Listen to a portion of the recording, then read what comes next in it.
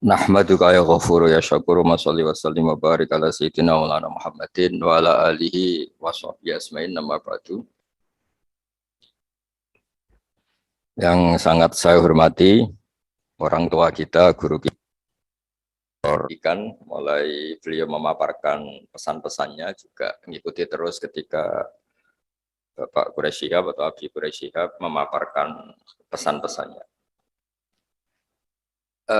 Tsunami fatwa di medsos sebetulnya kita-kita yang di masyarakat atau di kampung itu tidak pernah mengalami tsunami karena cara berpikir masyarakat kebanyakan kalau orang tertentu tidak punya kredibilitas yang ditekuni itu ya sudah tidak diikuti. Ibarat kita mau berobat ya tidak ke polisi gitu. Kalau kita kemalingan ya tidak ke dokter. Jadi sebetulnya masyarakat itu sudah profesional lah. Kalau sengketa hukum ya kita ke pengadilan. Lalu masalahnya masyarakat sendiri yang terjebak ya atau bahasa kasarnya tertipu ya oleh fatwa-fatwa yang dari orang yang tidak kredibel itu. Mereka itu rata-rata memang nggak ngaji. Misalnya masyarakat kebanyakan ngaji kiai ya, ngaji Fathul Qorib atau ngaji Sulam Taufik. Mereka akan ngerti kaidah-kaidah fikih atau kaidah-kaidah sah tidak sah, batal tidak batal. Saya beri contoh misalnya begini. Bapak saya itu kalau tindak, kalau pergi itu ya sering marung ya. Marung, kadang-kadang penjualnya itu juga ada pakai jilbab, kadang suasananya juga enggak begitu syariah ya. Tapi kata bapak saya, ketika seseorang menjual gedang goreng, pisang goreng, menjual makanan, menjual minuman, itu artinya mereka ingin dagang. Dan dagang itu halal ya. Dan itu artinya ingin ikut sunnah Rasul bahwa transaksi itu baik dan mencari halal itu ibadah. Jadi kalau kita bisa ingat-ingat sisi baiknya, kenapa kita ingat-ingat sisi kurang baiknya? Itu juga bagian dari kearifan yang menjadikan kita ini bijak. Menghadapi apa saja itu lihat sisi baiknya, sebagaimana adab atau akhlak Rasulullah SAW. Pernah juga ada orang yang meninggal karena minum oplosan. Ya meninggal betul karena oplosan. Terus banyak kiai, sebagian tanya saya, Gus ada hadir gak di jenazahnya? Saya bilang kamu hadir saja, tapi dia matinya karena minum oplosan, Gus. Anda hadir sebagai pengawal syariat Islam bahwa mayit ini mayit Muslim yang harus disolatkan, dikafani, disolatkan, kemudian dikebumikan secara terhormat sesuai syariat Islam. Jika orang-orang baik ini tidak datang di kematian seperti ini, maka bahayanya kalau mereka bikin ritual pemakaman sendiri. Karena matinya itu karena minum, nanti dimandikan pakai arak, itu juga kita yang kerepotan itu. Karena kiai-kiai tidak datang, mereka mengubur dengan caranya mereka sendiri, mungkin dikubung berdiri atau dicemplungkan gitu saja tanpa menghadap kiblat. Hanya kiai-kiai sepakat, oke Gus kita datang, tapi bukan penghormatan terhadap orang itu, tapi terhadap syariat Islam. Begitu juga saya pernah diundang hadir di acara akad nikah yang punya gawe sudah bilang, Gus nanti ada acaranya ada ketoprak itu ya semacam kesenian kuno itu. Tapi akadnya itu Gus nggak bareng, jadi akad dulu baru nanti ada kesenian ketoprak. Jadi kan nggak perlu ikut nonton katanya. Terus saya bilang ya oke saya datang di akadnya karena saya kiai ya tidak akan melihat ketopraknya kata saya. Tapi yang penting bahwa masyarakat ini masih baik. Dia ingin akad nikah anaknya itu nikah yang berkah, nikah yang sah, sehingga inginnya disaksikan kiai, diberkahi doa kiai. Dan mereka ada ideal ya. Itu juga orang yang dagang tadi, mereka ada ideal ya. Tapi ada kebaikan-kebaikan yang mereka lakukan. Dan itu yang kita ingat-ingat, karena kebaikan itu yang kita ingat-ingat. Nah, untuk mengarah ke moderasi Islam, kita misalnya bisa baca kitab di Al-Minanul Kubro, karangan Imam Sya'roni, dan itu kitab panduan para wali. Hampir semua wali yang jalur ilmu pasti baca kitab itu Al-Minanul Kubro. Tadi Bapak Quraisy menyinggung 3 pewaris Nabi, diantaranya faminhum dzalimul li nafsi. Di situ orang dolim masih diapresiasi sama Allah Ta'ala. Yaitu kata Imam Syaroni, tidak ada orang muslim yang paling fasik sekalipun, kecuali dia juga melakukan hukum Islam walau fi mas'alatin wahidah, meskipun dalam masalah yang satu. Misalnya banyak orang Islam yang mungkin sekarang belum sholat, mungkin sekarang belum puasa. Tapi yang dinikahin itu tidak keponakannya, tidak ibunya, tidak mbahnya. Sehingga mereka nikah dengan wanita yang halal dinikah. Kalau dalam fikih disebut wanita ajnabiyah. Wanita yang benar-benar sah dinikah karena tidak ada hubungan mahram, tidak ada hubungan rodok, tidak ada hubungan yang menjadikan haram. Sehingga mereka masih punya poin bahwa mereka nakahu binikahin sahih. Mereka menikah dengan nikah yang sah. Artinya apa? Orang yang kita kira fasik permanen atau fasik statusnya, ternyata ada hukum Islam yang mereka lakukan, yaitu mereka nikah dengan perempuan yang sah dinikah. Dan ketika nikah juga sah karena dinikahkan walinya atau KUA atau dengan persyarat-persyarat yang menjadikan sah. Jika kata zalim yang disematkan pada pewaris-pewaris kitab suci itu seperti yang dikatakan Profesor Kures tadi, tidak seperti yang kita bayangkan. Banyak juga misalnya ada cerita tasdek, tentang membenarkan Nabi. Dulu itu ada orang sering minum. Bawaannya orang senang Nabi itu meskipun dia mabuk, sukanya itu deket-deket Nabi. Sehingga kalau mabuk ya deket-deket masjid.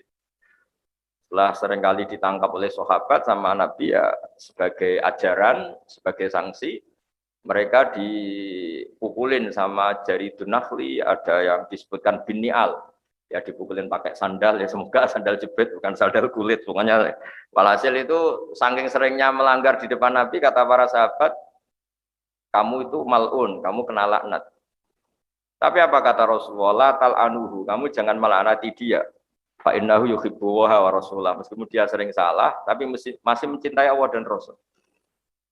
Artinya orang-orang sefasik ini pun kalau disuruh pindah agama juga gak mau. Disuruh ngidolakan selain Rasulullah juga gak mau. Disuruh jauh-jauh dari masjid ya nggak mau. Nah, sisi-sisi seperti ini yang dalam tradisi orang tua kita, guru-guru kita, tradisi Mbah Mus, tradisi Bapak Kures, tradisi orang-orang kita, itu menghormati sisi positif tadi disebut, meskipun disebut familun mudzalimul nafsi.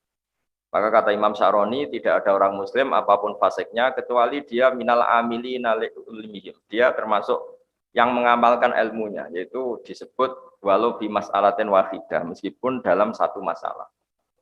Dalam satu masalah misalnya tadi, ada orang Islam yang tidak sholat. Dia kalau ditanya, tidak sholat itu baik apa enggak? Ya dia jawab enggak baik. Kalau ketemu orang yang sholat ya hormat. Artinya dia nganggep institusi kesalian itu sholat. Dan dia salah karena tidak sholat. Belum meyakini salah itu sudah bagian dari kebaikan. Karena artinya apa? Yang salah diyakini salah, yang benar diyakini benar. Dan di antara agama ini mengharuskan tasdiqu ma yusdaq, yang harus dibenarkan dan yang harus dibohongkan. Kalau dia ditanya, kenapa kamu tidak sholat? Ya belum dapat hidayah, tapi saya hormat sama yang sholat. Paling tidak dia tasdiqu ijabi sholat, dia membenarkan kalau sholat itu wajib.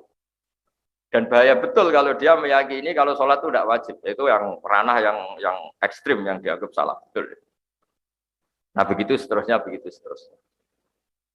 Jadi kalau kita punya kearifan membaca, kearifan dengan fikih-fikih dasar, insya Allah gelombang fatwa yang atau tsunami tadi tidak punya akibat apa-apa. Kalau di daerah kami di Rembang misalnya, orang ngaji keluarga besar Mbah Maimun, ngaji keluarga besar Ki Mustafa, ngaji keluarga besar Filasem, orang nyaman saja dengan kiai-kiai.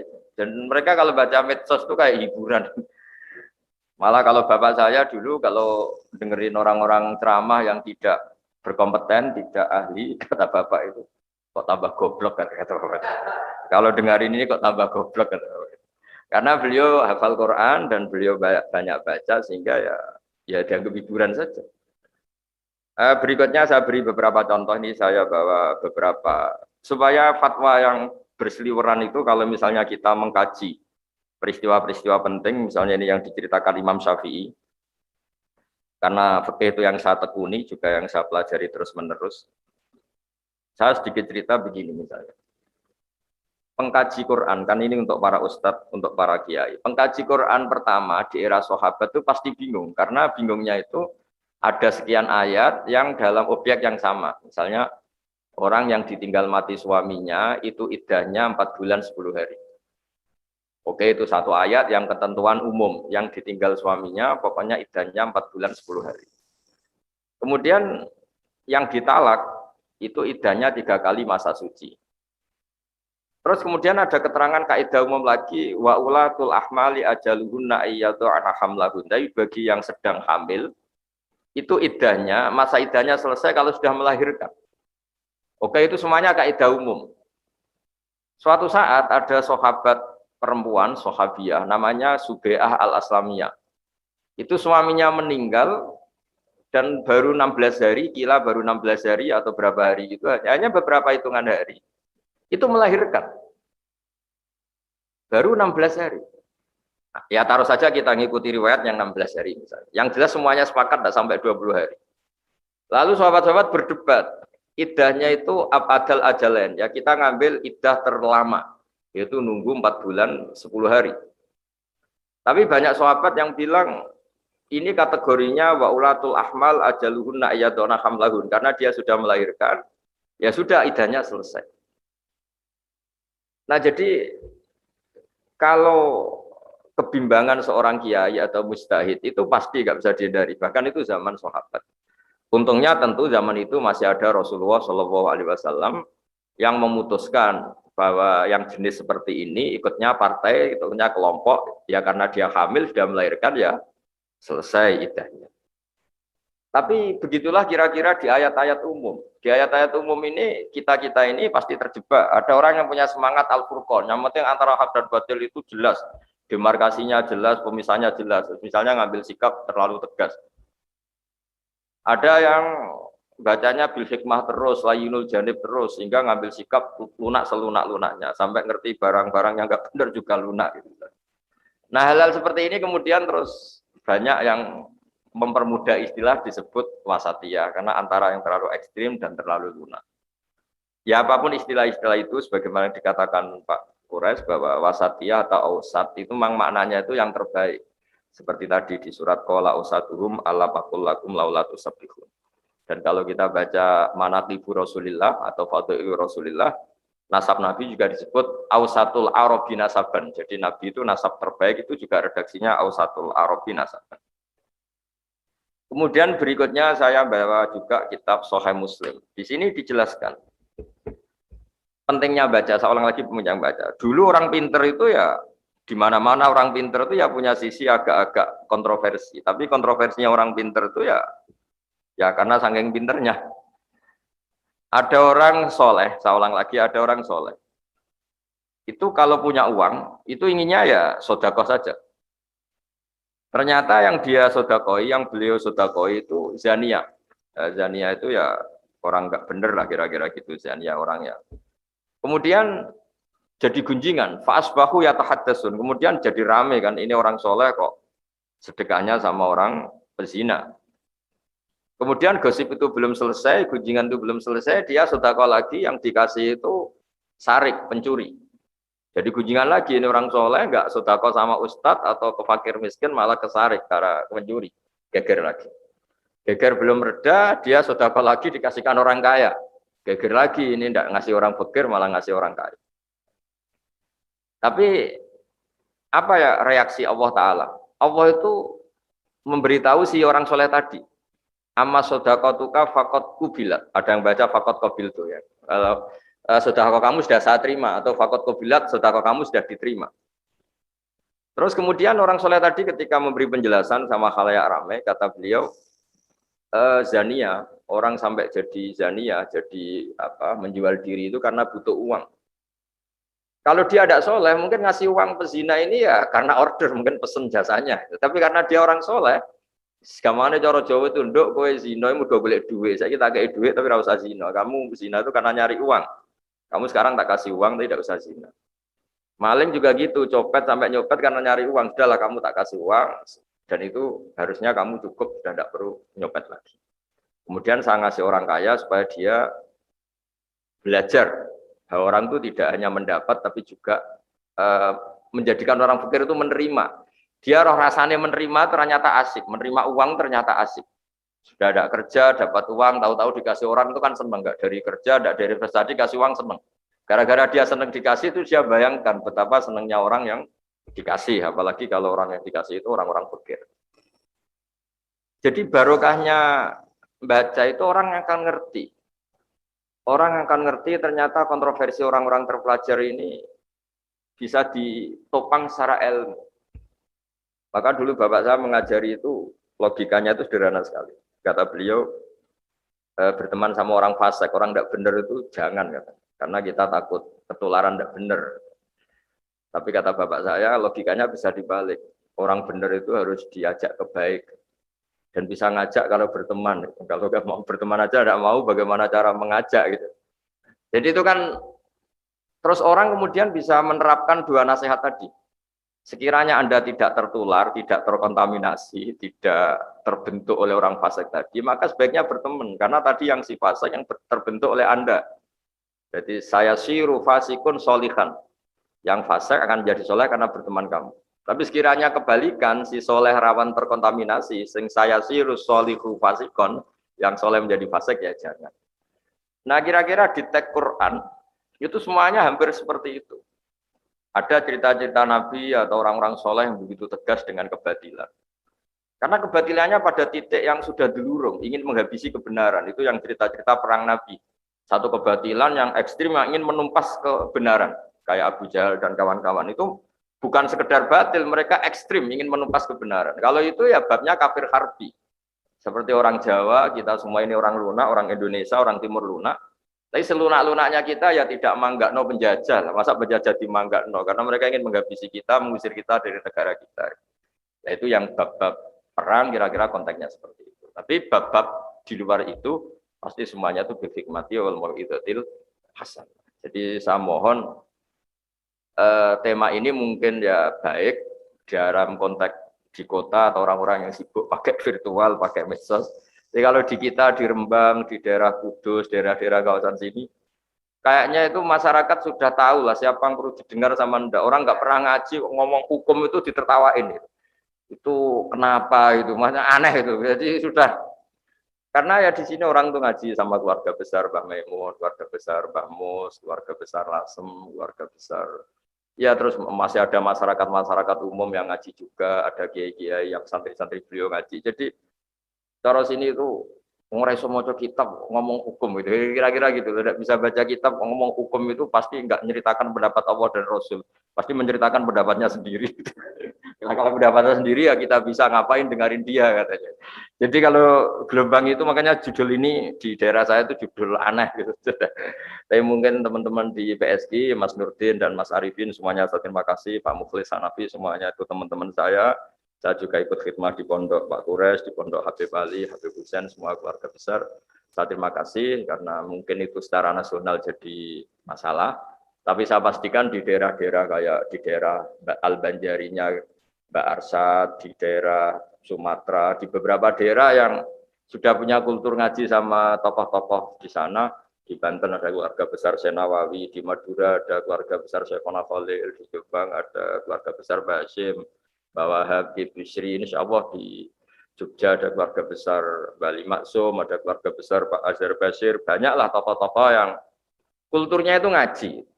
Dan itu insya Allah otomatis ya, mengeliminir tadi banjir tsunami fatwa karena mereka aneh saja itu ngomong dot saja nggak pas itu ngomong kop nggak pas terus kemudian ngomong halal haram itu kan tetap aneh itu. Mesti kalau di sini kalau di Rembang ekstrim lagi. Somo cemuin tau orang itu bisa baca Fathul Muin apa enggak. Jadi kita ada ngalami itu lah insya Allah. Semoga seluruh rakyat Indonesia dan masyarakat Indonesia juga insya Allah lah. Kalau kita ya itu tadi lah. Kalau kita sakit ya ada ke polisi. Kalau kita kecurian ya tidak ke dokter. Ya kalau cari agama ya yang ahli agama. Ya saya kira demikian dan terima kasih atas ilmu dari Mbah Mus, dari Pak Kures, dari semua narasumber. Semoga saling melengkapi. Wassalamualaikum warahmatullahi wabarakatuh. Sebelum saya menjawab, saya apresiasi, saya terima kasih sama kiai-kiai yang di daerah, yang di kampung-kampung, yang bikin atau menjelaskan mabadi fikih, pokok-pokok fikih. Karena ini landasan atau dasar mereka bisa mengenyam lah atau nikmati suplemen yang namanya dakwah atau ngaji lewat virtual itu. Tanpa mereka bisa sholat dasar atau cara wudhu yang benar dasar oleh kiai-kiai kampung, kita juga susah menerangkan misalnya fadhailu sholat, keistimewaan sholat. Sementara mereka agak diajarin sholat di daerah masing-masing. Makanya sebelum saya jawab, apresiasi saya, doa saya untuk semuanya yang mengajarkan pokok-pokok fikih di kampung maupun di kota maupun di daerah-daerah pedalaman. Karena landasan keabsahan ngaji virtual itu ya berdasar asasuddin atau mabadi fikih itu selesai. Misalnya di kota-kota ada misalnya gerakan Islam sholat khusyuk, gerakan misalnya sunnah rasul, gerakan sedekah, gerakan haji atau umroh. Semuanya itu karena selesai di kampung-kampung mereka diajarkan. Orang itu boleh sedekah setelah urusan primer keluarga selesai. Orang boleh haji kalau yang kebutuhan pokok selesai. Orang boleh apa setelah aturannya ini. Nah, kemudian kita tinggal nimpalin misalnya sholat khusyuk. Apa artinya khusyuk ingat Allah kemudian sholatnya membawa najis. Atau sholatnya syarat dan rukunnya tidak terpenuhi. Itu nggak ada gunanya semua ingat Allah di semua sholatnya. Sementara dia tidak baca Fatihah, hanya baca Allah saja, itu kan ya jadi kacau. Misalnya sholat yang penting ingat Allah, setelah takbir ya Allah, Fatihah enggak, baca yang wajib-wajib enggak. Nah, semua itu numpang liwat.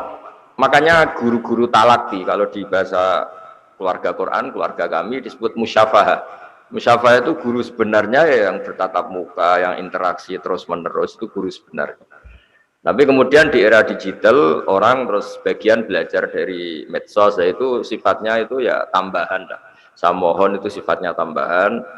Cuma ya jangan dilarang kalau itu baik, karena ada kaidah malayudroku kulluh, layudroku kulluh. Kalau udah bisa ideal ya jangan sama sekali. Misalnya saya sendiri juga sering belajar dari ulama-ulama mana saja, termasuk tentu dari Pak Kures, dari Gus Mus, mungkin dari mana-mana lah. Itu kan juga sebagian lewat medsos atau lewat televisi. Saya kemarin dengerin Pak Kures pas di Metro TV tentang kuliah Yuhal Kafirun. Dan setelah saya cek, memang di tafsir Ar-Razi seperti itu. Nabi saking halusnya, Coro Jawa itu nggak tego bilang kuliah Yuhal Kafirun. Sehingga beliau ngendikan gitu setelah diperintahkan Allah. Harus iklanul haq, harus menyatakan kebenaran, sehingga beliau ngendikan kuliah al kafirun. Nah, hal-hal seperti itu ya sifatnya itu ya malaidrokukulu laidrokukulu. Tapi kalau ingin ibadah secara benar, secara baik ya inna hadal ilma dinun fangzuru amman ta'khuduna dinakum. Ilmu ini agama, maka lihatlah dari mana kamu mengambil ilmu itu. Ya kita kalau dengan guru-guru kampungan sholat dilatih, cara berdiri begini, ketika rukuk antara kepala sama pantat itu segaris, kalau sujud harus melibatkan 7 anggota, yaitu al-jabhah, wal yadain, warubaten, wal qadamain. Nah, sementara kadang-kadang di media itu hanya cerita-cerita tentang utamanya sholat itu mi'rajul mukmin. Mi'rajnya orang mukmin ya sholat itu, karena di situ dia munajat sama Allah, di situ dia bercengkrama dengan Allah. Oke lah itu kebaikan, tapi setelah yang pokok-pokok ini selesai. Makanya terima kasih saya, juga doa saya untuk orang-orang atau untuk ustadz-ustadz siapapun yang mengajari umat ini mabadi' fikih. Makanya setiap doa kita pasti bilang assalamu alayna wa ala ibadillahi sholihin. Semoga kita dapat salam dari Allah. Salam itu maknanya keselamatan, juga semuanya yang terlibat dalam kesolehan di bumi Allah ini. Jadi disebut assalamu alayna wa ala ibadillahi sholihin. Saya kira demikian.